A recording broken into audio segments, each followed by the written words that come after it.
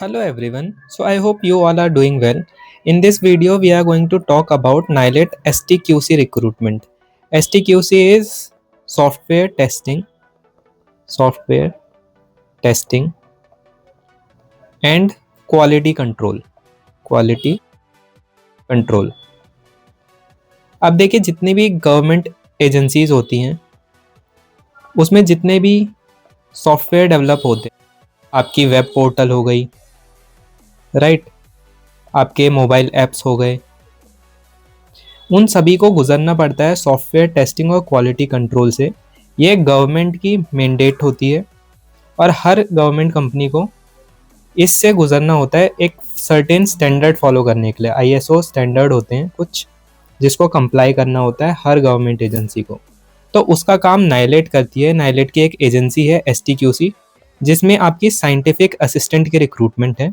ये लेवल 6 की पोस्ट है जिसकी सैलरी होने वाली है 35,400 इज़ द बेसिक सैलरी। और इसकी अगर आप टोटल सैलरी की बात करें तो इसमें आपकी बेसिक होगी 5,400। इसके अलावा आपका डीए आ जाएगा 53% जो कि बनता है 18,762। इसके अलावा आपका एचआरए हो गया जो कि बनेगा आपका 30% यानी कि लगभग 10,620। इसके अलावा आपका ट्रांसपोर्ट अलाउंस जो कि बनेगा 3,600। इसके अलावा डियरनेस अलाउंस जो कि बनेगा लगभग 908। और इसी तरह आपकी जो ग्रॉस सैलरी बनेगी वो बनने वाली है 17,290। ये है क्लास एक्स सिटी में, यानी कि जैसे कि आपके दिल्ली, मुंबई, हैदराबाद, अहमदाबाद, इन सारी जगहों पे ये सैलरी बनेगी, यानी कि मेट्रो सिटीज़ में। वैसे ही कुछ क्लास वाई सिटीज़ होती हैं, कुछ क्लास जेड सिटीज़ होती हैं, उनके अकॉर्डिंगली थोड़ी थोड़ी सैलरी कम होती जाती है। बट आप मान के चलिए आपकी ग्रॉस सैलरी 70,000 के आसपास बनेगी। तो इसमें रिक्रूटमेंट है। आइए रिक्रूटमेंट की बात कर लेते हैं। इसमें आपकी साइंटिफिक असिस्टेंट की पोस्ट है और ये जो डिटेल्ड एडवर्टीजमेंट है ये आपको नाइलेट की वेबसाइट पे, मेटी की वेबसाइट पे, एसटीक्यूसी की वेबसाइट पे मिल जाएगा। ये एप्लीकेशन इसके चालू हुए थे 18 मार्च से, लेकिन इसकी जो डेडलाइन है वो बढ़ा दी गई है 17 अप्रैल इसकी डेडलाइन है। और इसमें जो नंबर ऑफ पोस्ट भी इंक्रीज कर दी गई हैं, तो इसको ये नेक्स्ट स्लाइड में मैं आपको बता दूंगा। नंबर ऑफ पोस्ट अब इसकी बढ़ के 113 हो गई हैं। ठीक है, ये नॉन गैजेटेड पोस्ट है और नॉन मिनिस्टीरियल पोस्ट है। ये साइंटिफिक और टेक्निकल पोस्ट की कैटेगरी में आती है। इसमें एजुकेशनल क्वालिफिकेशन की बात करें तो आपको बीई या बीटेक चाहिए या फिर आपकी एमएससी डिग्री होनी चाहिए किन्हीं एक में, जैसे इलेक्ट्रॉनिक्स हो गया, electronics and communication, electronics and telecommunication, computer science, computer networking and security, software systems, information technology, electrical या इन्फॉर्मेटिक्स में। और आपकी एज लिमिट होनी चाहिए 30 ईयर्स। ठीक है, 30 साल की आपकी एज लिमिट होनी चाहिए। मूविंग ऑन, अब इसमें नंबर ऑफ पोस्ट कितनी है? कंप्यूटर साइंस के लिए अनरिजर्व में 13 पोस्ट हैं और टोटल 31 पोस्ट हैं। उसी तरह आईटी कैटेगरी में 26 पोस्ट हैं, ईसी वालों के लिए 56 पोस्ट हैं और टोटल 113 पोस्ट हैं। ठीक है, इसमें रिजर्वेशन भी है 40% और रिजर्वेशन की कैटेगरी आप देख सकते हो किस किस कैटेगरी में कितना रिजर्वेशन है, राइट।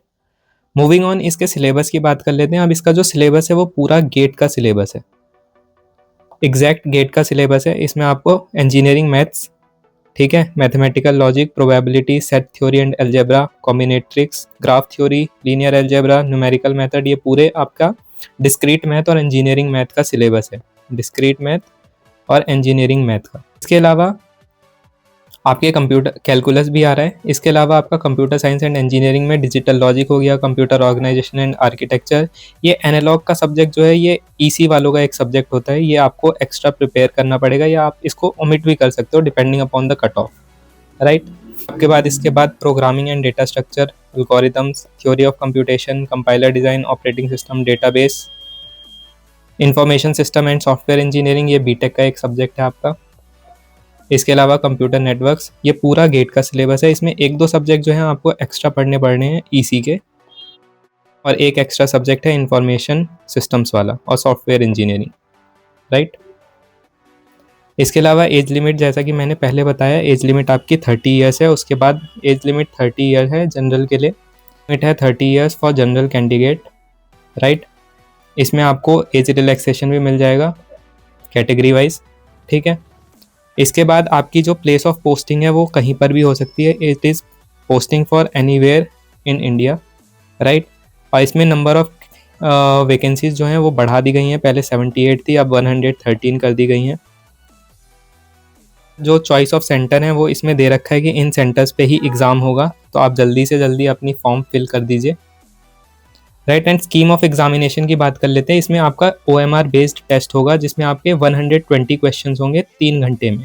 3 आवर्स का टेस्ट है जिसमें आपके 120 क्वेश्चन होंगे। इसमें 65% वेटेज होगा टेक्निकल एरिया का, और 35% वेटेज है जनरल अवेयरनेस यानी एप्टीट्यूड वाला, यानी एप्टीट्यूड भी आपको पढ़ना है कि इसमें 35% वेटेज है का, इसमें 30% वेटेज है, 65% वेटेज है आपका टेक्निकल एरिया का।